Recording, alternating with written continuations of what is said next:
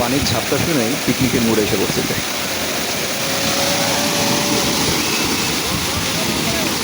2025 সালের প্রথম পিকনিক, এটা এনজয় করতেছি আমরা। কয়েকদিন আগেও আমরা এই পার্কে আসছিলাম, আবার সেকেন্ড টাইম আসা হচ্ছে। এবার পিকনিকের কারণে আসা হচ্ছে। সো আপনাদের কাছে ভিডিওটা তুলে ধরবো, সবাই এনজয় করেন। আসেন পিকনিকের ভিডিওটি এবার শুরু করা যাক। আমরা পিকনিকে গিয়েছিলাম হচ্ছে কাপ্তান বাজার মার্কেটের পক্ষ থেকে একটা পিকনিক ছিল। সো আমি ভাগ্যবশত টিকিট পেয়েছিলাম, এই কারণে যাওয়া পড়লো। বন্ধন বাসে করে নারায়ণগঞ্জের দিকে যেহেতু পার্কটা, তাই ওখানে পিকনিক আমরা যাচ্ছি। পাঁচফোড়ন থেকে নাস্তা দিয়েছিল, নাস্তার মধ্যে ছিল ডিম, কমলা আর পাঁচফোড়নের একটা স্যান্ডউইচ। মোটামুটি ছিল স্যান্ডউইচটা খেতে। তো আমরা নাস্তা করে বাসে বসেছিলাম অ্যান্ড লাফাতে লাফাতে চলে গেলাম আমাদের পিকনিক স্পটের দিকে। আমাদের পিকনিক স্পটটা ছিল সেই চিরচেনা এনসিসি পার্ক। কয়েকদিন আগে আমরা সেই পার্কে গিয়ে একটা ভ্লগ করেছি, আমাদের চ্যানেলে সেই পার্কের ভ্লগ আছে। আমরা যখন ঢুকলাম খুবই পরিচিত পরিচিত সব কিছু লাগছিল। এরপর আমাদের পিকনিক স্পটটা আসলে ওয়াটার পার্কের ভেতরে। সো আমাদেরকে ওয়াটার পার্কের ভেতরে প্রবেশ করানো হলো। টিকিট শো করে আমরা ধীরে ধীরে ওয়াটার পার্কের দিকে রওনা দিলাম। সেখান থেকে আসলে আমরা প্রথম বাস ছিলাম, ফার্স্ট বাসটাই আমরা ছিলাম। এজন্য আমরা যখন গিয়েছি তখন সব কিছু খুব খালি খালি পেয়েছি। এখানে যে ওয়াটার পার্কটা এখন দেখছেন মনে হচ্ছে একটা মানে মরা অবস্থা। এই যে সেই ফেমাস কুমিরের মুখ এবং তার পাশে যে ইয়েগুলো আছে, সুইমিং পুলগুলো আছে, কিছু সুইমিং পুল এখন সম্পূর্ণরূপে খালি। এখন সেইগুলো আর ইউজ মনে হয় করা হয় না, পরিচর্যার অভাব রয়েছে আমি মনে করি। তার একটা বড় কারণ মনে করি যে পার্ক হয়তো এত বেশি অ্যাক্টিভ না। ওইরকম অ্যাক্টিভ হইলে হয়তো সব কিছু চালুই থাকতো। পানিগুলো যখন চালু হয়ে গেছে তখন ফিলিংস আবার এসে পড়েছে যে দেখেন অনেক ধরনের পানির ব্যবস্থাই আছে, মানে এনজয় করতে পারবেন আর কি এই পার্কে গেলে সবাই। আমরা যখন পানি অন করে দিয়েছে, তারপর গান ছেড়ে দিয়েছে, তারপর আমাদের কাছে পিকনিকটা একটু মুড এসে পড়ছে আর কি পিকনিকের। এই যে পানিটা পড়ে গেলে আসলে খুব মজা লাগে দেখতে। সো আমরা অনেকবার এটার নিচে দাঁড়াইছিলাম পানির ঝাপটা খাওয়ার জন্য। এই যে দেখেন এখানে ড্রাইল্যান্ডে বাচ্চারা সিস খেলতেছে।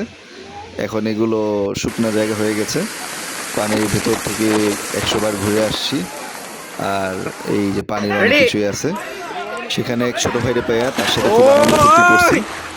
আমরা অনেক ধরনের স্লাইড করছি। স্লাইডের একটা ভালো বিষয় বলি, স্লাইডগুলো কিন্তু খুবই সেফ।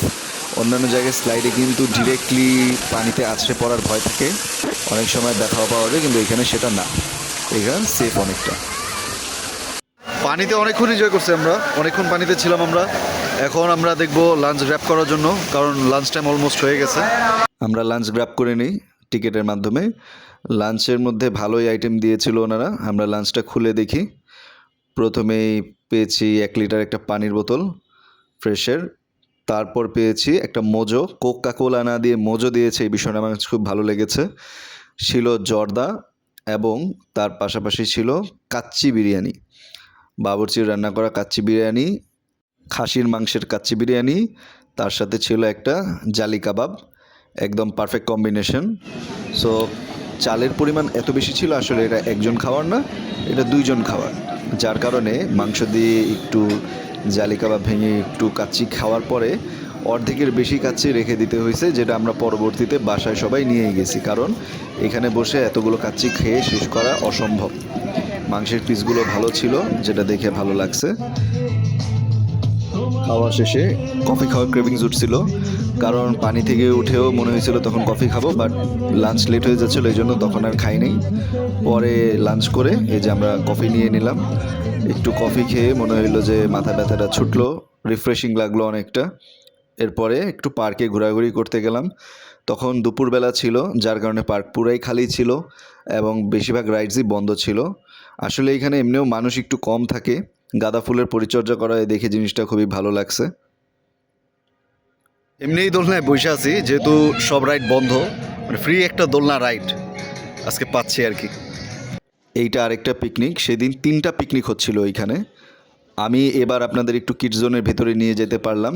কিডস জোনের ভিতরে খেলনাগুলো আপনাদের দেখাচ্ছি। এইখানে অনেক ধরনেরই খেলনা আছে যেগুলো কয়েন দিয়ে চলে। এটা তো প্রত্যেকটা বয়েজদের ড্রিম। হ্যাঁ, একটা পিস্তল পাইলে আর গাড়ি পাইলে তো ছেলে বাচ্চাদের আসলে মানে লটারি আর কি।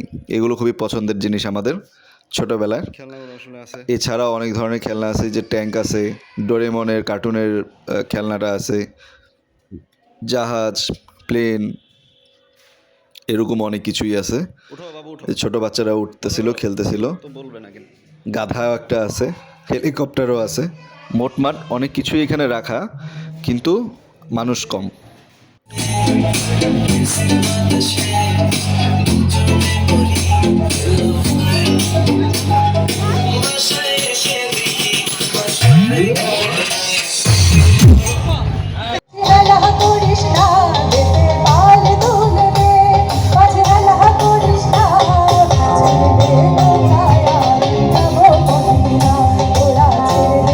বাচ্চাদের নাচ আর সিঙ্গারদের গান চলছে সন্ধ্যা পর্যন্ত। এর ফাঁকে আমরা রাইডগুলো দেখে নিই। মোস্টলি যারা পিকনিকে আসছে তারাই রাইডগুলো চড়তেছিল, বাইরে থেকে তেমন মানুষ আসেনি। আমি যতটুকু এই পার্কের অবস্থা বুঝলাম, যে পার্কে আসলে মানুষ আসে এই ছুটির দিনগুলোতে, মোটামুটি আসে বিকালের দিকে, কিন্তু আমি মনে করি পার্কটা আরও সুন্দর, সেই অনুযায়ী মানুষ আরও বেশি আসা উচিত। কারণ এখানে আপনি ওয়াটার ওয়ার্ল্ড পাচ্ছেন, কিডসের আলাদা জোন পাচ্ছেন, হ্যাঁ, মোটামুটি সব ধরনের রাইডসই তো আছে। সো এলাকার মানুষ আমি মনে করি আরও পার্কে আসা উচিত। শুধু পিকনিক স্পট হিসেবে পার্কটা মানে ইউজ করা উচিত না, মানুষ এমনি ঘোরার জন্যও আসা উচিত। এরপর বিকালের নাস্তাটা গ্র্যাব করি, জিলাপি আর চিতই পিঠা। এটা গ্র্যাব করতে অনেক যুদ্ধ করতে হয়েছে, অনেক ধরনের ভর্তা চাটনি এগুলো দেওয়া ছিল, কোনো মতে সুযোগ করে 2টা ধরনের নিছিলাম। এরপর রাতের দৃশ্য, লাইটিংগুলো খুব সুন্দর ছিল। যত রাত হয়েছে অন্ধকারে লাইটিংগুলো আরও বেশি সুন্দর লাগছে। এই টাইমে আসলে পার্কে ঘুরে মজা পাবেন। কালারিং ঝর্ণা ছিল, মাশরুমে লাইট জ্বলতেছিল। এখানে কিন্তু প্রবেশ ফি হচ্ছে নর্মালি 100 টাকা, আর বিভিন্ন ধরনের রাইডসের টাকা হচ্ছে 50 টাকা করে। শুধুমাত্র বাম্পার কারের রাইডস আর মাকড়সা হচ্ছে 60 টাকা। জিনিসটা আবার বলে দিলাম। এবং ওয়াটার পার্ক 300 টাকা।